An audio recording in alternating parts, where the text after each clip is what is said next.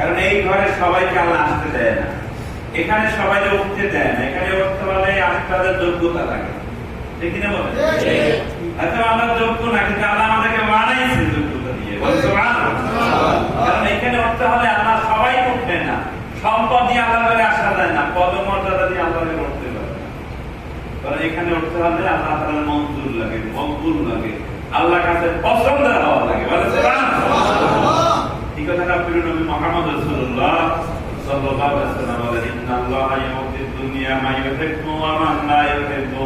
আল্লাহ যারে ভালোবাসেন তারে আল্লাহ দুনিয়া দেয়, যারে ভালোবাসেন না তারেও আল্লাহ দুনিয়া দেয়।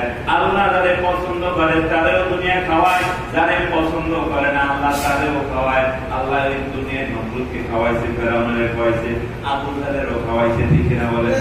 তাই বলে আল্লাহ ভালোবাসেন না, কারণ আল্লাহ ভালোবাসার নমুনা আল্লাহ নবী ঘোষণা দিলেন, ওয়ালা ইয়াউতিল ঈমানা ইল্লা মান আহাব্বা। আল্লাহ যারে ভালোবাসেন, আল্লাহ যারে পছন্দ করেন, আল্লাহ তাআলা তারে শুধু থাকতে জায়গা দেয় না, শুধু খাওয়ায় না, আল্লাহ তাআলা তার সিনার ভিতরে কলেমা লা ইলাহা ইল্লাল্লাহু মুহাম্মাদুর রাসূলুল্লাহ ঈমান দান করেন, সুবহানাল্লাহ।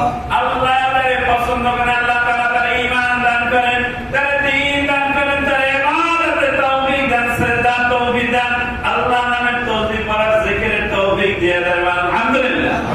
এই হাদিস থেকে আমরা নিশ্চিত, আমরা যারা বারবার আল্লাহর ঘরে আসতে পারি, বলতে পারতেছি, আপনি ধরেই নিতে পারেন আল্লাহ আপনাদের পছন্দ করছেন বিদায় বারবার আল্লাহ আপনাকে তার ঘরে উঠাইতেছেন, বলে সুবহানাল্লাহ।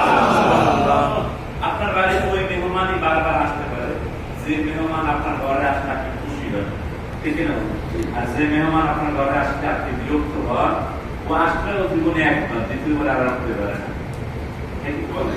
এই ঘরটা কার ঘর? কার ঘর? আমরা আল্লাহর ঘরের মেহমান, বলে সুবহানাল্লাহ। আল্লাহ যারে পছন্দ করে, যারে যত বেশি পছন্দ করে, তারে তত বেশি ঢুকতে দেয়, কেন? সুবহানাল্লাহ।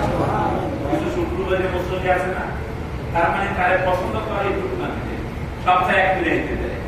আর আল্লাহ আপনাকে আমাকে 5 বার আসতে দিতেছে, সুবহানাল্লাহ। আবার মাগরিবে নামাজ পড়ে অনেকে চলে গেছে, আপনাকে আমাকে আবার আল্লাহর ঘরে আল্লাহর খুশির জন্য বসাই দিয়েছে, যেন আমরা খুশি নিয়ে বাজার একটু শুকরিয়া আদায়, আলহামদুলিল্লাহ। আল্লাহ তাআলা আমাদের সবাইকে কদর করার তৌফিক দান করুন, আল্লাহুম্মা আমিন। আল্লাহ তাআলা না চাইতেই যে দৌলত আপনাকে আমাকে দান করেছেন, হয়তো আমাদের সবার বাড়িতে বড় অট্টালিকা নাই, হয়তো সবার দুনিয়ার পদমর্যাদা নাই,